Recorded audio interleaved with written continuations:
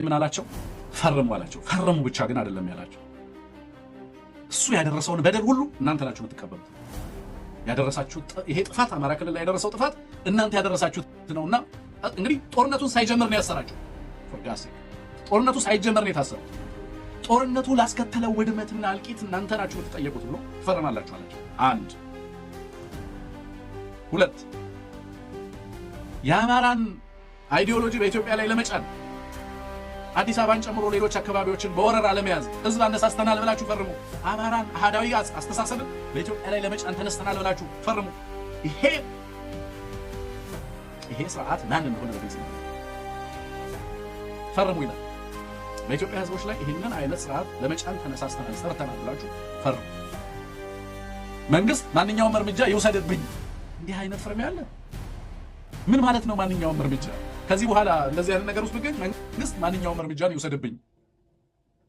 ስለዚህ ተገኘህ ብሎ አይነ ቀለም ደስ አላለኝም ብሎ ማንኛውንም እርምጃ እንድትወስድብህ ፈርመሃል።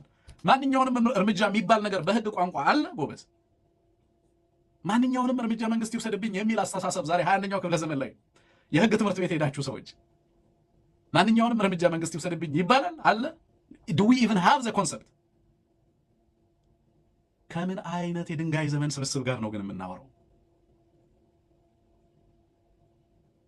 ማንኛውንም እርምጃ መንግስት ይውሰድብኝ ብላችሁ ፈርሙ። ከወጣን በኋላ አርፈን ካልተቀመጠን ከዛ ተጸጽቻለሁ የሚል ዶክመንታሪ ሊያሰራ ቲሸርት ልትለብሳላችሁ።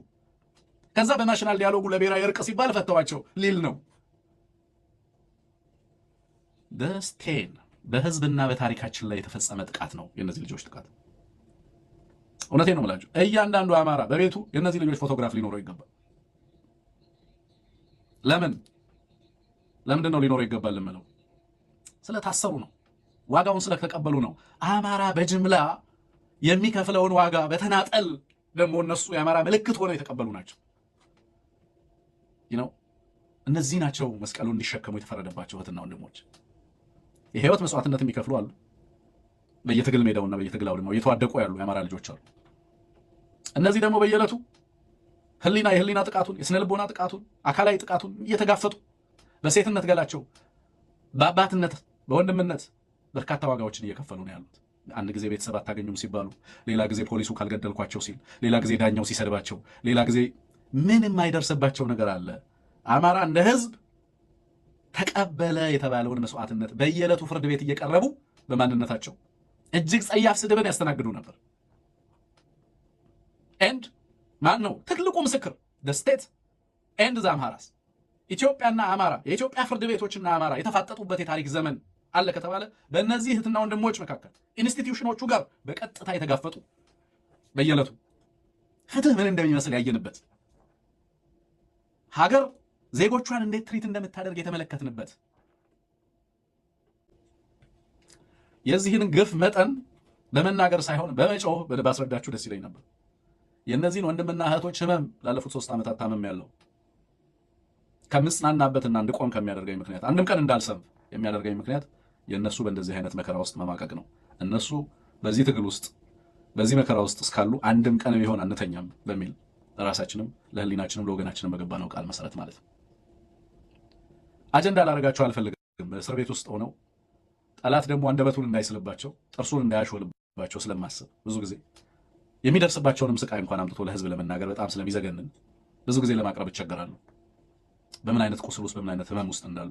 ግን ስለ አማራ ስለታሰራችሁ ክብር ይገባችኋል፣ ልትኮሩ ይገባል ብዬ አምናለሁ። እኔ አንድ ሰው ስለ አማራ የሚከፍለው መስዋዕትነት ሰው ያደርገዋል ባይ ነኝ። እኔ ማዕረግ ልስጥ ብል ማዕረግ የምሰጠው አንድ ሰው በአማራነት ለከፈለው መስዋዕትነትና በዛ መስዋዕትነት ልክ ነው ማንነቱን የምለከው። ለእኔ አማራ ማለት ከአማራ እናትና አባት መወለድ እና በአማራ ክልል ተወልዶ አድጎ በአማርኛ ቋንቋ ማወቅ እና እስክሳ መውረድ ማለት አይደለም። ለእኔ ለዚህ ለጋራ ዕጣ ፈንታችን የሚከፈል ዋጋ ነው አማራነት ማለት።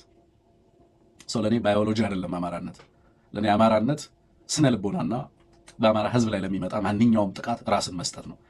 ለመክፈል የማንፈቅደው ምንም ነገር የለም። አማራን በተመለከተ እኔ እርግጠኛ ሆኜ ነው ሁሌም ይሄንን የምላችሁ። በአማራነቴ ለሚመጣብኝ ክስ ዝግጁ ነኝ። በአማራነቴ ለሚመጣብኝ ጥቃት ዝግጁ ነኝ። በአማራነቴ ለሚመጣ ማንኛውም ነገር ዝግጁ ነኝ። በዛ ደረጃ ህሊናዬ ራሴን እነዚህ ጓዶች ፈርሙ ተባሉ። አብዛኛው ሰው በእንደነሱ አይነት ጥቃት ውስጥ ቢሆን እዛ ቦታና እዛ ቦታ ላይ ቢገኝ በእነዚህ ክፉዎች እጅ ቢወድቅ በየዕለቱ ቢዛትበትና ቢሰደብ ቢተፋበት አጥንትን የሚጎሰው በተደጋጋሚ የሰማነው ነገር ምንድን ነው? ፍርድ ቤት ላይ ከሚደርስብን ድብደባ ከሚደርስብን እንግልት ህመምና ስቃይ በላይ የሚሰድቡን ስድብ አጥንታችንን በየዕለቱ ስሜታችንና አጥንታችንን ይጎዳዋል ይሉ ነበር። የሚሰድቡን ስድብ ነው የሚሉት። ሁሉም ፍርድ ቤት ቀርበው ተናግረዋል። ስድቡ ያማል ነው የሚሉት። ከአዋሽ ጀምሮ ቂሊንጦም ሆነ አባ ሳሙኤል በየቦታው ማዕከላዊን ጨምሮ የአማራ ልጆችን ሲያስገቡ ከሁሉም በላይ ከድብደባውም ከምኑም በላይ ስድቡ መልሶ ለህዝብ ለመናገር በጣም የሚዘገነን ስለሚሆን መናገር ይከብዳል። የከበደን ህመሙን አይደለም ይላሉ። የከበደን ረሃቡን መቋቋም፣ ሙቀቱን መቋቋም፣ እንግልቱን፣ ዛች የከበደን ስድቡ ነው የሚሉት ብዙ ጊዜ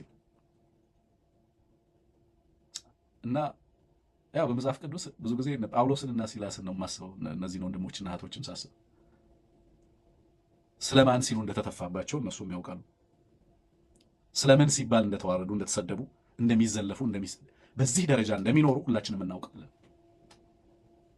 እና እንኳንም ይሄን መከራ ግን ተቀበላችሁ እላለሁ አንዳንዴ ሳስበው። ምክንያቱም በዚህ መንገድ ነው ያው መሪ የሚፈጠረው። ለአማራነት ዋጋ ያልከፈለ ሰው አማራ ሊመራ አይገባም። ማንም ሰው አማራን የሚመራው በከፈለው ዋጋ በከፈለው መስዋዕትነት፣ በአማራና ለአማራ የሚታመን ሰው በእኔ እምነት ለአማራ በከፈለው ዋጋ ነው። እዛ ልክ ነው መሪ የሚፈጠረው በሚከፍለው ዋጋ ልክ ነው። እነዚህ ልጆች አብዮተኞች ናቸው። የአማራ ትውልድ ተስፋዎች ናቸው። አካላቸውንና ስድብ ስቴን ሆኖ ሊቀር የሚችል ስድብ ልትሰድባቸው ትችላለን። እነሱ ታስረው ነው እኛ ነፃ ያወጣ ነው። ለዚህ ነው የምንታገለው። እነሱን ብትፈታ እኔ ትግል ላቆም እችላለሁ። እንድንጸና ያደረገን የእነሱ ሕያው መስዋዕትነት የሚከፍሉት ዋጋ በየዕለቱ ነው። በመሬት ላይ በእስር ቤት ውስጥ ያሉ ወንድሞቻችን እህቶቻችን የሚከፍሉት ዋጋ አራስ ናቸው። አንዳንዶቹ ታውቃላችሁ፣ ልጆቻቸውን ትተው አስታውሳለሁ። አንዳንዶቹን እስር ቤት ሄደን ለመጠየቅ ስንሞክር ገና ጨቅላ ልጅ ጥለው እስር ቤት ገብተው ጡታቸው ወተት ያፈሳል።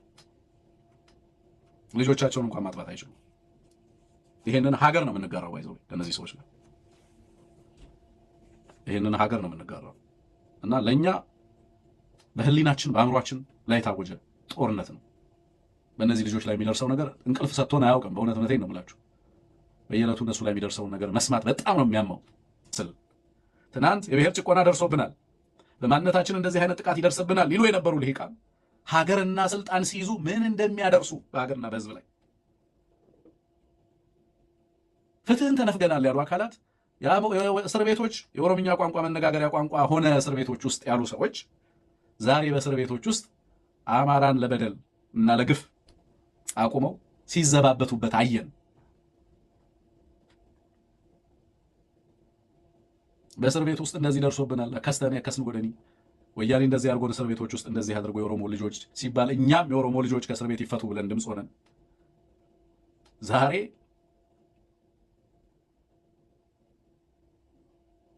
ኮማንደር ነን የሚሉት እስር ቤት የሚጠብቁት የፍትህ አቃቤ ሕግ ነን፣ ጠቅላይ አቃቤ ሕግ ነን፣ እንትን ነን፣ ደህንነት መስሪያ ቤት ነን፣ የአየር ኃይል አዛዥ ነን፣ የመከላከያ አዛዥ ነን የሚሉት ምን እንደሚያደርጉ አየን።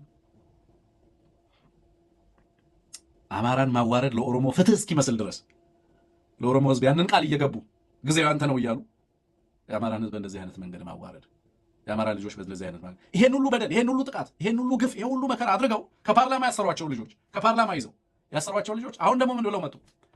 ትፈርማላችሁ፣